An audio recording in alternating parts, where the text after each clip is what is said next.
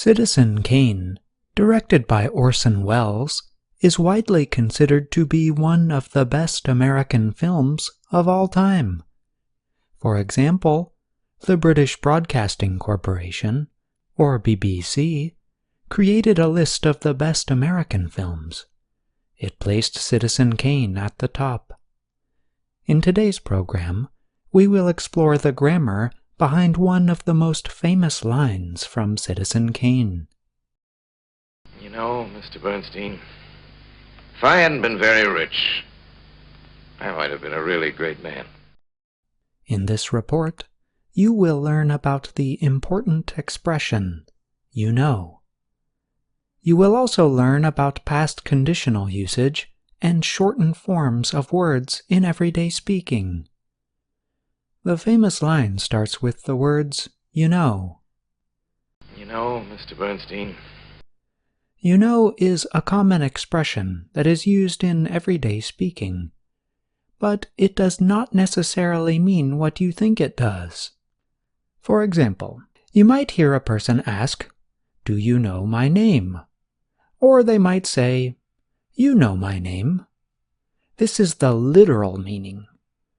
However, the line from Citizen Kane uses "you know" in a different way. In this case, it is used to show that you have some kind of connection or shared knowledge with another person. Bernstein is Kane's friend and employee. They know each other well. In this statement, Kane is thinking about his life. He has a sense of loss or sadness in his voice. He is admitting something that he has been thinking about to a person who is close to him. That is why Kane begins his statement with, you know. This expression has other uses, which you can read about in an earlier everyday grammar story called What Do You Know About You Know? Now let's explore the second part of the line. If I hadn't been very rich, I might have been a really great man. This line uses what you might call the past unreal conditional. It involves an if clause, if I hadn't been very rich, and a result clause, I might have been a really great man. The if clause is in the past perfect, and the result clause uses the structure helping verb plus have plus past participle.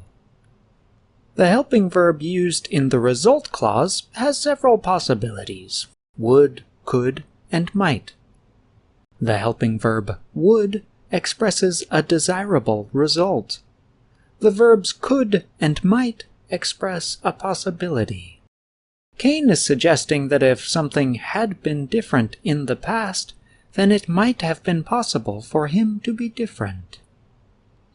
The past unreal conditional is one of the more complex areas of English grammar because it involves different clauses and uncommon verb structures. But it is interesting for another reason: pronunciation.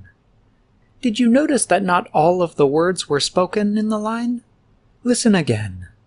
If I hadn't been very rich, I might have been a really great man.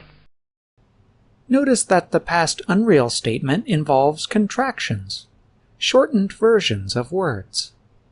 The full version of the statement is this: if I had not been very rich, I might have been a really great man. While this line would be clearly understood, it does not sound natural to an American. Americans often reduce or contract words. Had not becomes hadn't. Also, if you listen closely to Kane, he faintly says have, but he could have also said, I might have been, or even something like this, I might have been.